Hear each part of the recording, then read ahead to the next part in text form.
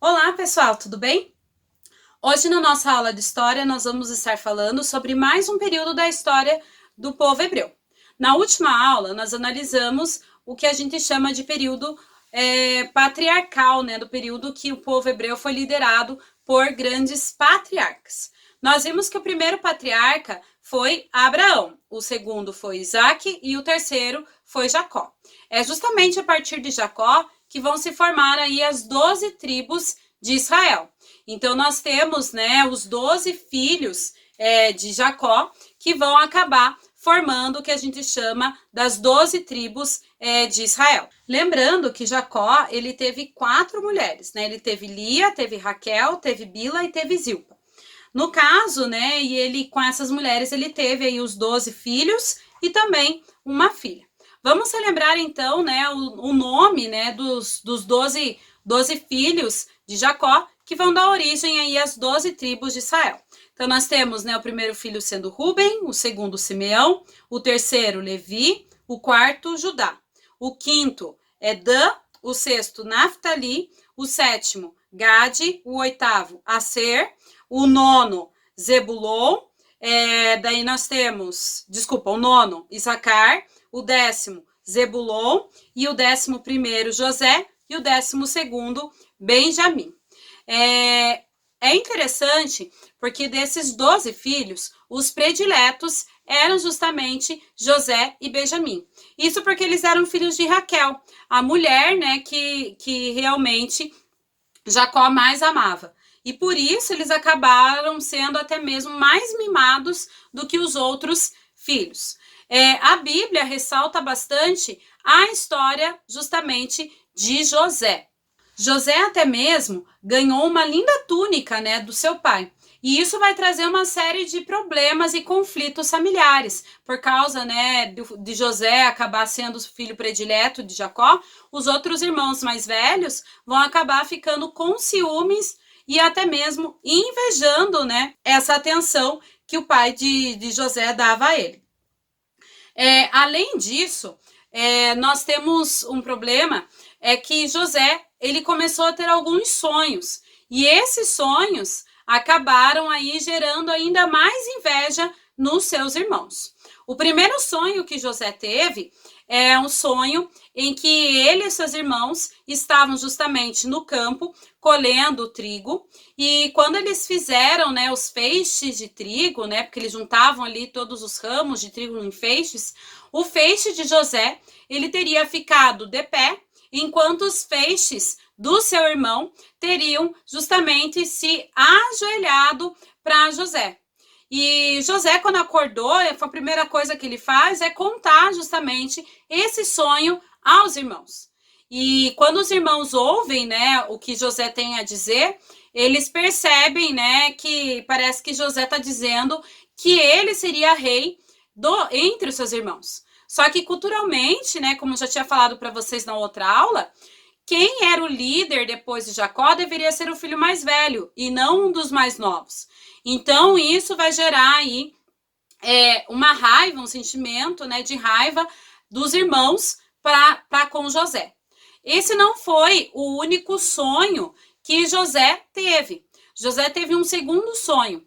Nesse segundo sonho, ele estaria, né, olhando o céu e, de repente, o sol, a lua e as estrelas teriam se ajoelhado perante José. E quando José acorda e conta novamente esse sonho, né, até mesmo ali para o seu pai, ele fala, né, o próprio pai acha estranho e fala, nossa, mas isso quer dizer que você vai ser rei e nós vamos te adorar?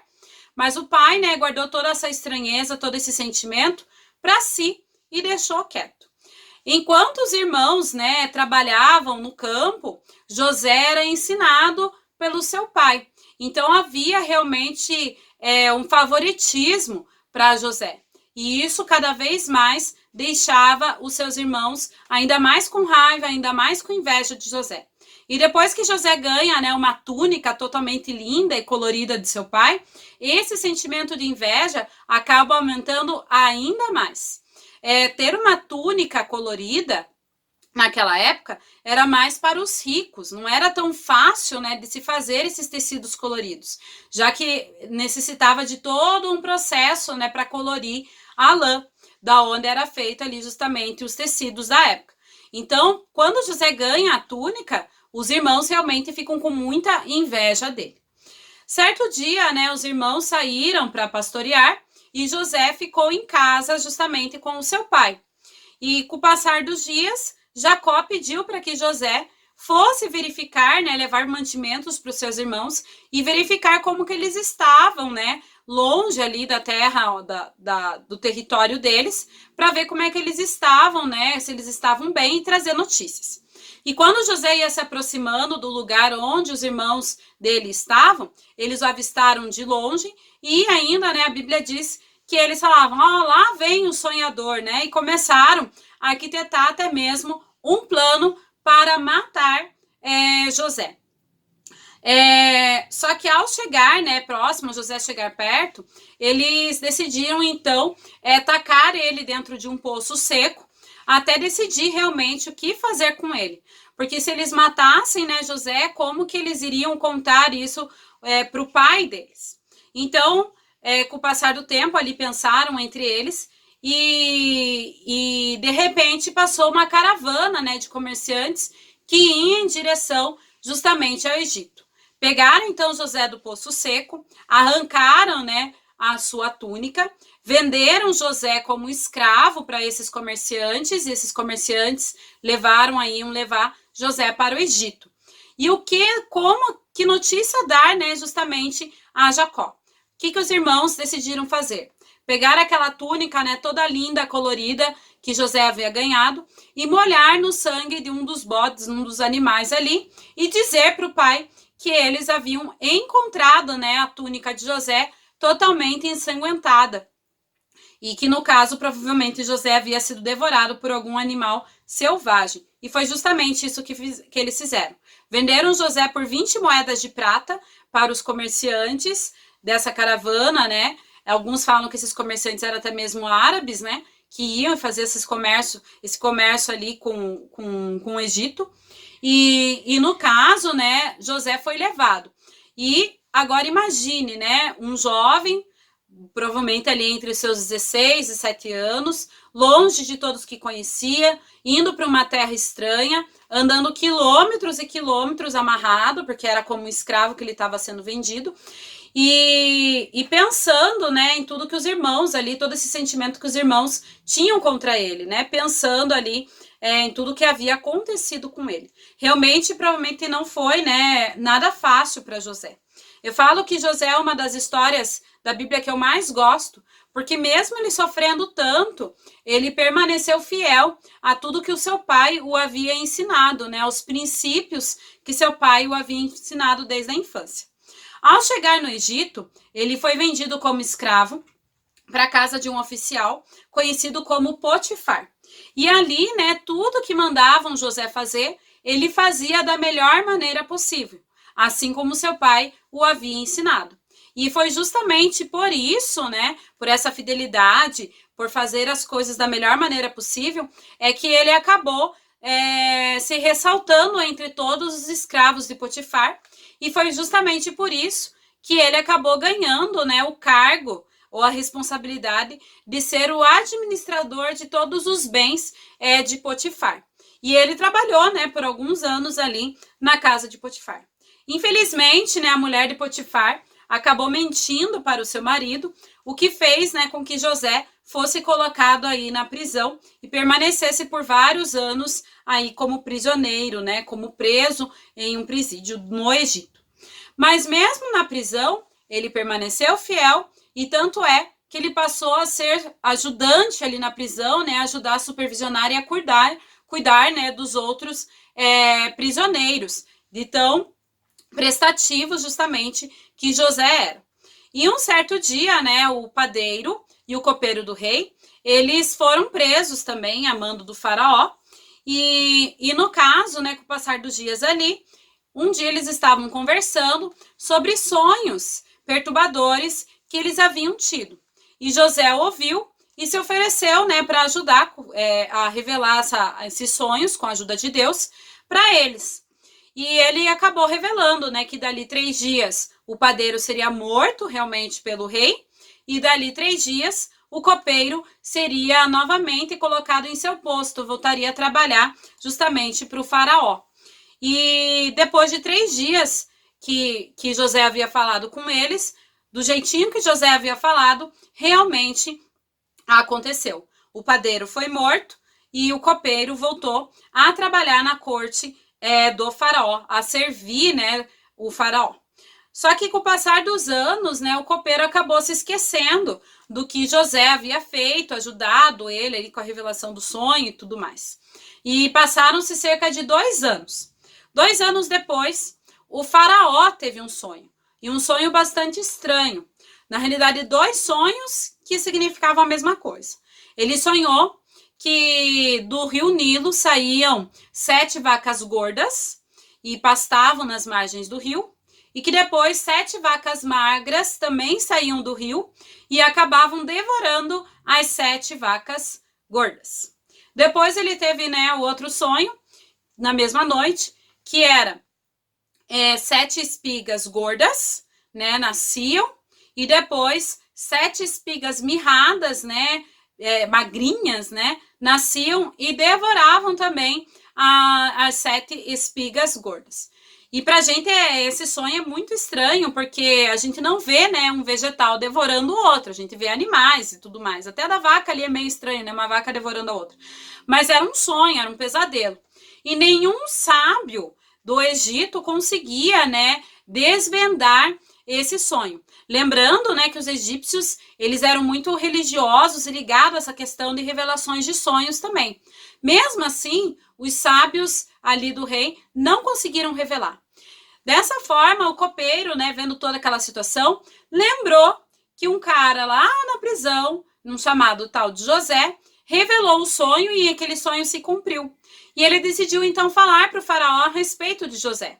Assim, José foi retirado da prisão e foi levado perante o faraó. E ali, com a ajuda de Deus, ele revelou o sonho, justamente, né? Deus deu a revelação a José do sonho, justamente, que o faraó tinha. Onde que as 7 vacas gordas e as 7 espigas de milho gordas representavam ali 7 anos de fartura em toda a terra, né? Onde teriam várias colheitas abundantes, né? Muitos cereais seriam produzidos. E as 7 espigas magras e as 7 vacas magras representariam 7 anos de fome que viriam após os 7 anos de fartura. Ao revelar isso, né, José também deu a sugestão que era importante o rei colocar um administrador para administrar, né, controlar a questão do cereal durante os 7 anos de fartura, para que parte, né, desse cereal fosse guardado para os 7 anos de fome que haveriam sobre a terra. E quando José terminou de explicar e dar a sugestão para o faraó, o próprio faraó decidiu colocar José como esse administrador. Tanto é que o faraó, ele acaba nomeando então José como governador em toda a terra do Egito. José, ele só estava abaixo do faraó. Então, em primeiro poder vinha o faraó e em segundo lugar no poder vinha José. Ele acabou se tornando aí um dos mais poderosos ali dentro do Egito. E é justamente, né, nessa parte da história que a gente começa a perceber que realmente aqueles sonhos que José tinha na adolescência estavam começando a se tornar realidade. Os 7 anos de fartura passaram e vieram os 7 anos de fome em toda a terra. E não somente no Egito, mas na terra de Canaã também. E a família, né, de Jacó, os filhos, irmãos ali de José, começaram também a passar fome. Foi aí que eles souberam da notícia que existia comida, né, existiam cereais no Egito. Jacó, então, enviou os seus filhos, né, menos Benjamim, para ir ao Egito comprar justamente cereal. E quem era o responsável por vender o cereal? Isso mesmo, José. José era responsável por vender o cereal. E quando ele vê os seus irmãos, né, ele até mesmo se emociona. Ele reconhece os seus irmãos, mas os irmãos não reconhecem ele. José teve que se retirar várias vezes para chorar, né, depois de ver os irmãos. E José, então, ele decide fazer vários testes, né? Se você for estudar ali no livro de Gênesis, você vai perceber vários testes contra os irmãos ali, para ver realmente se eles haviam mudado, se eles haviam se arrependido, ou se eles continuavam os mesmos, né? Desde a época lá que José morava com eles. E depois de todos os testes, depois eles trazerem Benjamim, José perceber que eles não tinham inveja de Benjamim, é que José vai acabar se revelando aos seus irmãos, né? Ele vai perdoar os seus irmãos vão pedir perdão a ele. E a partir desse momento, José comunica, né, ao faraó que os seus irmãos, o seu pai, sua parentela, né, dos que estão vivos ali na terra de Canaã, e faraó manda então trazer toda a família de José para o Egito, para que vivam ali na terra de Gósen, né, na região do delta do Nilo, onde o Nilo ele deságua no mar Mediterrâneo. Era uma terra propícia, principalmente para a criação de animais. E é justamente para essa terra que toda a parentela, inclusive, né, o pai de José, que ainda era vivo, vai ser levado pelos seus irmãos, né? Imagine que encontro emocionante que não foi esse, né? De um pai que achava que seu filho estava morto e agora viu que seu filho estava realmente vivo, né?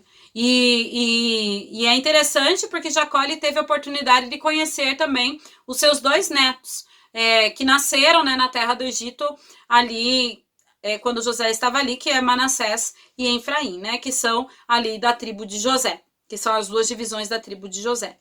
E esse período, né, que a gente trabalhou hoje é o que a gente chama de período de José. Então, nós estudamos 2 períodos, o período dos patriarcas, que envolve lá Abraão,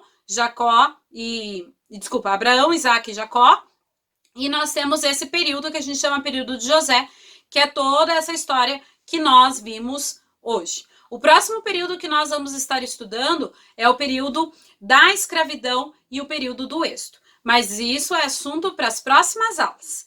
Não esqueça de fazer essas atividades e tenham todos um ótimo dia. Até mais!